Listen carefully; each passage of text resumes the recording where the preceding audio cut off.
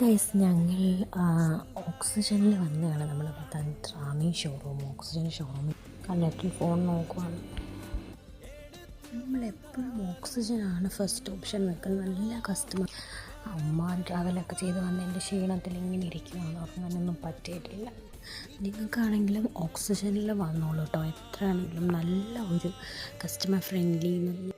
നമുക്ക് ഫോണിൻ്റെ ഇതെല്ലാം പ്രോസസ്സിങ് ചെയ്ത് തന്ന കണ്ണനാണ്. നല്ല കസ്റ്റമർ ഫ്രണ്ട്ലി ആണ് എപ്പോഴും. എന്തൊക്കെയോ പറഞ്ഞ് ഭയങ്കര ചിരി.